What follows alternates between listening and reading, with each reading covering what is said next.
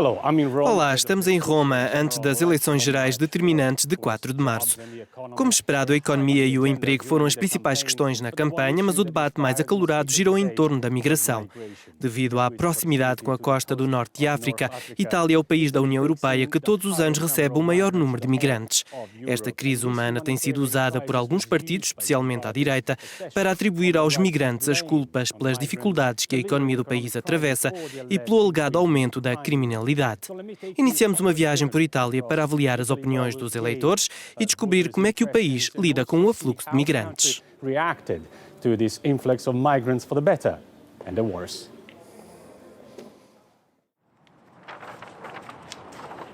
É quase meia-noite em Roma e este grupo de ativistas está a colar cartazes.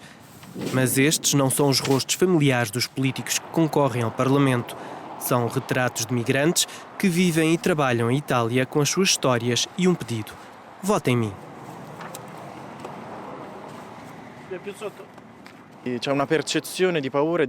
Há uma percepção generalizada de incerteza e perigo. E muitos culpam os migrantes por isso. Eles são o elo mais fraco da sociedade, por isso é fácil culpá-los pelos nossos medos. Durante uma campanha eleitoral que joga com o medo dos migrantes, esta é a maneira mais fácil de se ganharem votos.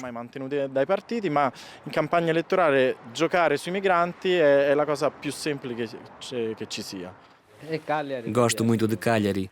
Penso nela como está no meu país, na minha cidade. Esta provocação foi iniciada por um grupo de artistas de guerrilha na Sardanha. O objetivo era mostrar aos italianos a outra face da migração, uma questão-chave na campanha eleitoral. A viagem foi muito arriscada. Podemos morrer a qualquer momento, mas eu sobrevivi. Estou aqui.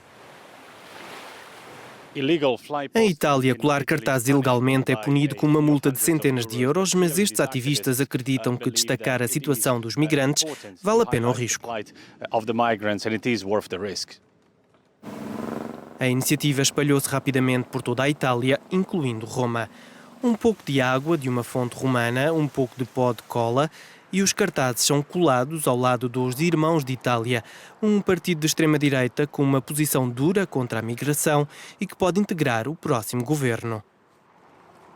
Num comício dos Irmãos de Itália, no centro de Roma, os partidários gritam para a líder do partido e ela não os decepciona.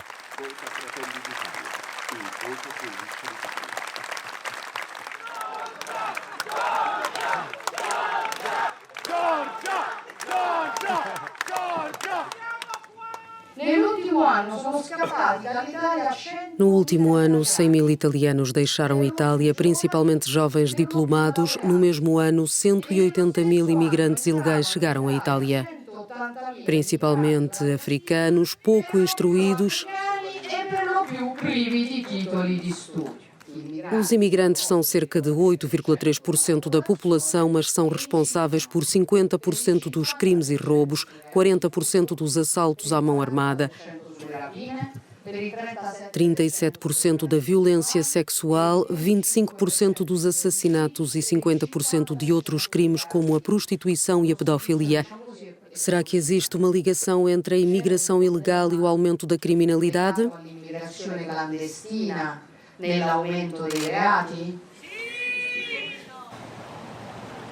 Os Irmãos de Itália fazem parte de uma coligação de direita que lidera atualmente as sondagens, podendo assim vencer as próximas eleições. No programa eleitoral, propõem parar com as operações de busca e salvamento dos migrantes no mar Mediterrâneo, o fim do programa de proteção oferecido aos requerentes de asilo e o repatriamento de migrantes irregulares. Os apoiantes do partido concordam. É preciso fazer um recenseamento. Os que não estão legais devem ser enviados de volta para o seu país. Se estão aqui ilegalmente, obviamente não conseguem encontrar uma maneira de ganhar a vida e acabam por fazer alguma coisa ilegal. Sono 600.000. Estão aqui 600.000. É preciso ver quem pode ficar e quem não pode. Se desses 600 mil ninguém tiver o direito de ficar, então têm de ser repatriados. Caso contrário, temos de ir a Bruxelas e dizer-lhes: cavalheiros, vocês não querem enviá-los de volta aos seus países? Então temos de partilhá-los. É contra isto que eles votam. Estas famílias de África e do Médio Oriente acamparam durante 8 meses sob as colunatas da Basílica dos 12 Apóstolos, no centro de Roma. As suas condições de vida, extremamente pobres. As suas hipóteses de encontrarem um lugar para viver, poucas.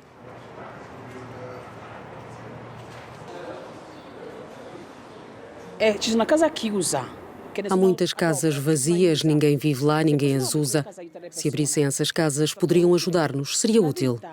Na vida, a primeira coisa que se deve oferecer a alguém é um lugar para tomar banho, um lugar para dormir, porque quando alguém está cansado, precisa de voltar para um lugar onde possa dormir, ter uma refeição quente, especialmente agora que está tanto frio. Não há lugar para ficarmos, há casas vazias, abram-nas.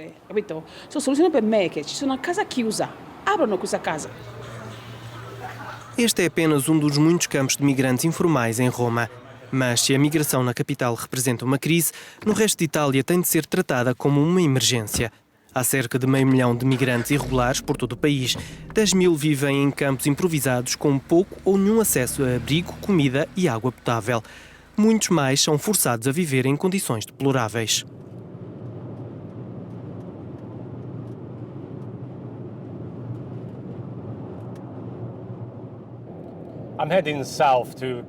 Estou a ir para o sul, para Castel Volturno, uma cidade perto de Caserta, na área de Nápoles, onde quase metade da população é agora constituída por imigrantes provenientes de África. Uma convivência que desencadeou tanto atos de solidariedade quanto racismo desenfreado. C'è Martino da Caserta e lo ringraziamo anche perché lì da un po'. Martino, buongiorno, può dire quello che vuole, guardi, non la interrompiamo, dica quello che vuole. Lei probabilmente non sa che dove accedono tutti questi immigrati, là ci si diventa un campo di immondizia, dappertutto, e l'Europa ha fatto dell'Italia un campo rom. Quindi, siccome io sono italiano, vorrei che lo Stato italiano prediligesse prima i confini dell'Italia, perché se lei si ricorda bene, i motopescherecci che vanno a pescare in Libia a 40 miglia dalla costa li arrestano o gli sparano sulle motovedette libiche, o gli sparano sui pescherecci oppure li arrestano. Noi andiamo a prendere questi soldi per il bene di qualcuno e per il ladrocinio che c'è intorno a queste cose e li portiamo in Italia per farci diventare zozzi.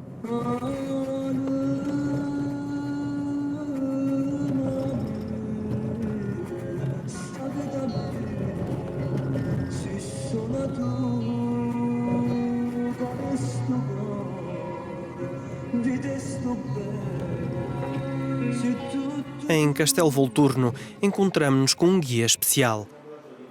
Sérgio Serraino é o coordenador do posto de socorro local da Emergency, uma organização não governamental que presta cuidados de saúde gratuitos aos necessitados. Aqui, os necessitados são imigrantes. Ele diz-nos que é mais seguro irmos no seu carro.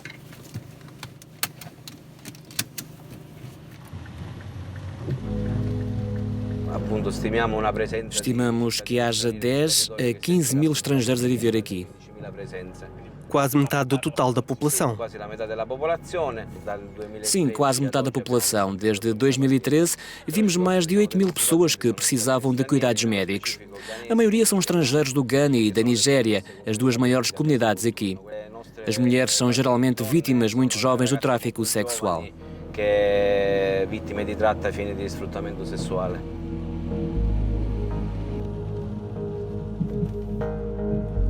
Basta che ti fai un giro a Castel Volturno per renderti conto. Se andarmos por Castel Volturno, percebemos de imediato qual o tipo de casas abandonadas onde vivem os estrangeiros. Eles pagam renda por uma cama, mas as casas estão decrépitas. Muitas não têm caixilhas nas janelas, nem água. Ou então têm má canalização e umidade.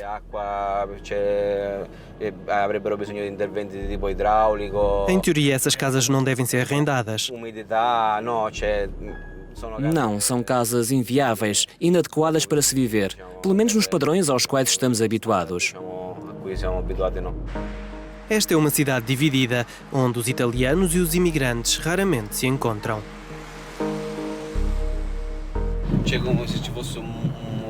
É como se estivessem separados por uma parede de plástico transparente. Vêem-se, mas não se tocam. Pode-se viver em Castelvolturno sem ter contactos com os italianos, além do estritamente necessário. Depois, há as igrejas. Castelvolturno está repleta de igrejas africanas pentecostais. Castelvolturno é pieno de igrejas pentecostais africanas. Existem mais ministérios pentecostais africanos do que igrejas católicas em Castelvolturno, um dos poucos lugares onde os imigrantes se sentem em casa e podem rezar por uma vida melhor.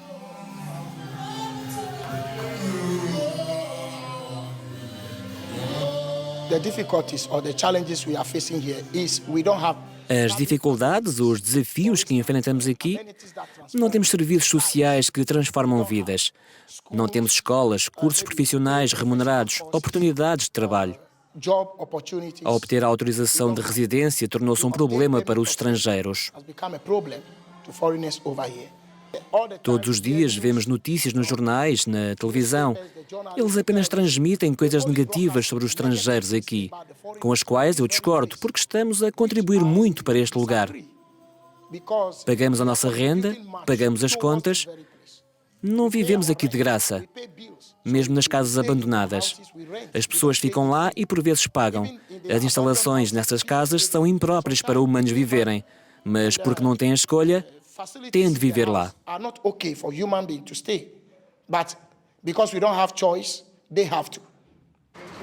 Alguns italianos que sempre viveram aqui não estão muito receptivos. Não são requerentes de asilo, vejo isso no comportamento. Estão à procura de uma vida melhor, de um trabalho, e aqui não há. Então por que é que vêm para aqui? Porque alguém os deixou. Aqui eles têm a ajuda do Estado. Há sempre alguém que os ajuda. Pergunto-me se às vezes não seria melhor um italiano sair e voltar como imigrante ilegal. Talvez assim tenha uma vida melhor neste país. Como é que italianos e imigrantes podem ultrapassar a desconfiança mútua? Estes imigrantes de segunda geração podem ter a resposta. Nasceram todos em Itália. No ano passado, descobriram que a maioria não podia jogar numa liga de basquetebol juvenil, pois são considerados oficialmente estrangeiros. Segundo a lei, têm de esperar até completarem os 18 anos para requererem a cidadania italiana. O caso provocou indignação e o governo aprovou um decreto especial que lhes permitiu, e a todos os filhos de imigrantes, terem os mesmos direitos do que os italianos, pelo menos quando o assunto é o desporto.